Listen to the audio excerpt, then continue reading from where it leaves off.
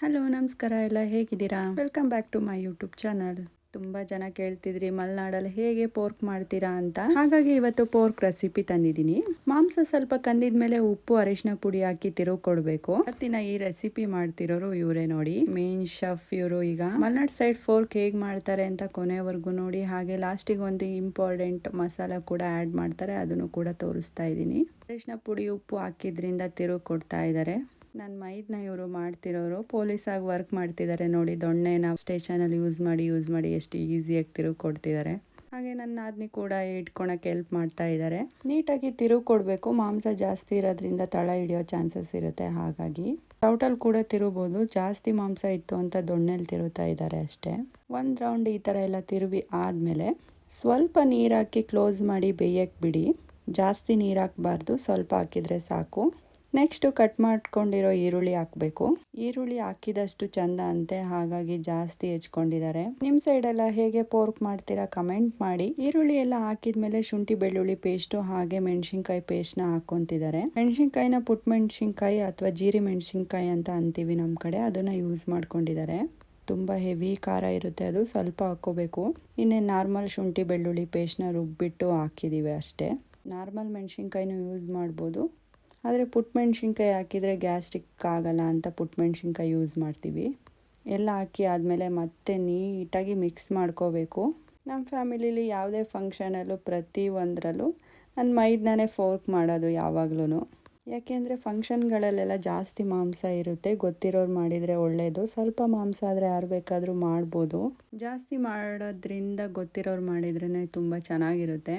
ನೀಟಾಗಿ ತಿರುಗಿ ಕೊಡ್ತಾರನೇ ಇರಬೇಕು ಮಧ್ಯದಲ್ಲಿ, ಹಾಗೆ ಬೇಯಕ್ಕೆ ಬಿಟ್ಟರೆ ತಳ ಹಿಡಿದ್ಬಿಡುತ್ತೆ. ನೋಡಿ ನೀರು ಎಷ್ಟು ಕಮ್ಮಿ ಯೂಸ್ ಮಾಡಿದ್ದೀವಿ ಅಂತ. ಜಾಸ್ತಿ ಹಾಕಬಾರ್ದು ನೀರು, ಇಲ್ಲ ಹಿಂಗಲ್ಲ ಅವಾಗ ಚೆನ್ನಾಗಾಗಲ್ಲ, ಸಾಂಬಾರು ಥರ ಆಗಿಬಿಡುತ್ತೆ.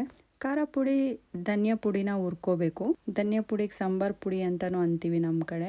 ಖಾರ ಪುಡಿ ಧನಿಯಾ ಪುಡಿ ಹುರಿದಿರೋದನ್ನ ನೀಟಾಗಿ ಹಾಕ್ಕೊಂಡು ಮತ್ತೆ ಇದನ್ನು ಮಿಕ್ಸ್ ಮಾಡ್ಕೋಬೇಕು. ಧನಿಯಾ ಪುಡಿ ಹಾಗೆ ಸಾಂಬಾರು ಪುಡಿ ಎರಡು ಒಂದೇ. ವಿಡಿಯೋನ ಎಲ್ಲರೂ ನೋಡೋದ್ರಿಂದ ಕೆಲವರಿಗೆ ಅರ್ಥ ಆಗಲ್ಲ ಅಂದ್ಬಿಟ್ಟು ನಾನು ಎರಡು ವರ್ಡನ್ನು ಹೇಳಿದ್ದೀನಿ. ಎರಡು ಬೇರೆ ಬೇರೆ ಐಟಮ್ ಅನ್ಕೋಬೇಡಿ. ಕರ್ನಾಟಕದಲ್ಲಿ ಕನ್ನಡನೇ ಮಾತಾಡೋದಾದ್ರು ಒಂದೊಂದು ಭಾಗದಲ್ಲಿ ಒಂದೊಂದು ಕನ್ನಡ ಯೂಸ್ ಮಾಡ್ತಾರೆ.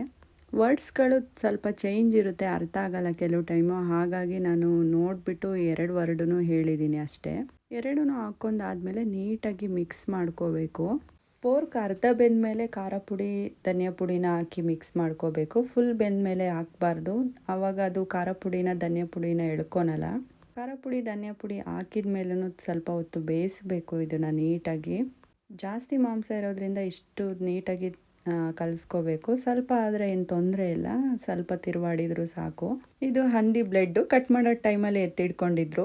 ತುಂಬ ಚೆನ್ನಾಗಿರುತ್ತೆ. ಇದನ್ನು ಆ್ಯಡ್ ಮಾಡಿದರೆ ನಿಮಗೂ ಏನಾದರೂ ಕಟ್ ಮಾಡೋ ಟೈಮಲ್ಲಿ ಇದ್ದರೆ ಇಟ್ಕೊಂಡು ಲಾಸ್ಟಿಗೆ ಬೆಂದಮೇಲೆ ಇದನ್ನು ಹಾಕಿ. ಮೊದಲೇ ಒಂದು ಬೌಲಿಗೆ ನೀರು ಹಾಕ್ಬಿಟ್ಟು ಕಲಸಿ ಹಾಕಬೇಕು. ಡೈರೆಕ್ಟ್ ಹಾಕೋಕೆ ಹೋದರೆ ಅದು ಗಟ್ಟಿಯಾಗಿಬಿಡುತ್ತೆ ಬ್ಲೆಡ್ಡು. ಹಾಗಾಗಿ ಈ ಥರ ಇಳುವಿ ಬಿಟ್ಟೆ ಹಾಕಬೇಕು. ಆಮೇಲೆ ಮತ್ತೆ ತಿರುಗಿ ಕೊಡ್ತಿದ್ದಾರೆ ನೋಡಿ. ನಾನು ಪೋರ್ಕ್ನ ತಿನ್ನಲ್ಲ, ಹಾಗಾಗಿ ನನಗೆ ಅಷ್ಟು ಗೊತ್ತಿಲ್ಲ ಪೋರ್ಕ್ ಹೇಗಿರುತ್ತೆ ಟೇಸ್ಟ್ ಕೂಡ. ನಾನು ಚಿಕ್ಕದ್ರಿಂದನೂ ತಿನ್ನಲ್ಲ. ಮಾಡ್ತೀನಿ, ಆದರೆ ನಾನು ಯಾವತ್ತೂ ಟೇಸ್ಟ್ ಮಾಡಿ ಕೂಡ ಒಂದಿನನೂ ನೋಡಿಲ್ಲ. ಆದರೆ ನಮ್ಮ ಸೈಡೆಲ್ಲ ಸೇಮ್ ಇದೇ ಥರ ಪೋರ್ಕ್ ಮಾಡೋದು. ನಾನು ಲಾಕ್ಸಲ್ಲಿ ಪೋರ್ಕಿಂದೆಲ್ಲ ಹಾಕಿದಾಗ ನಿಮ್ಮದು ಕೂರ್ಗ ಅಂತ ತುಂಬ ಜನ ಕೇಳ್ತಾ ಇದ್ರಿ. ಕೂರ್ಗಲ್ಲಿ ಮಾತ್ರ ಅಲ್ಲ, ಚಿಕ್ಕಮಗಳೂರಲ್ಲೂ ತುಂಬ ಪೋರ್ಕ್ನ ಯೂಸ್ ಮಾಡ್ತೀವಿ. ಕೂರ್ಗು ಹಾಗೆ ಚಿಕ್ಕಮಗಳೂರು ಎಲ್ಲ ಸ್ವಲ್ಪ ಸಿಮಿಲರ್ ಇರುತ್ತೆ ಸಂಪ್ರದಾಯಗಳು, ಹಾಗಾಗಿ ಅನಿಸಿರ್ಬೇಕು ನಿಮಗೆ. ಲಾಸ್ಟಿಗೆ ಕೊತ್ತಂಬರಿ ಸೊಪ್ಪನ್ನ ಕಟ್ ಮಾಡಿಬಿಟ್ಟು ಹೀಗೆ ಉದುರಿಸ್ಬೇಕು. ಬೆಂದು ಎಲ್ಲ ಮುಗಿದ್ಮೇಲೆ ಆಮೇಲೆ ಅರ್ಧ ಭಾಗ ನಿಂಬೆಹಣ್ಣು ಇಲ್ಲ ಒಂದು ಭಾಗ ಹಿಂಡ್ಕೋಬೇಕು. ಕೆಲವರೆಲ್ಲ ಕಂಚಿ ಹುಳಿ ಕೂಡ ಹಿಂಡ್ತಾರೆ ಇದಕ್ಕೆ ಒಂದು ಮಸಾಲ ಕೂಡ ಆ್ಯಡ್ ಮಾಡ್ತೀವಿ ಅಂತ ಹೇಳಿದ್ದೆ, ಅದನ್ನ ಇವಾಗ ತೋರಿಸ್ತಾ ಇದ್ದೀನಿ.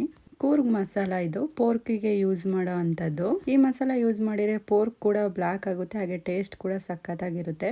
ಪೋರ್ಕ್ ಎಲ್ಲ ರೆಡಿ ಆಯಿತು. ಇವತ್ತಿಗೆ ಇಷ್ಟೇ, ನೆಕ್ಸ್ಟ್ ವಿಡಿಯೋದಲ್ಲಿ ಸಿಗ್ತೀನಿ.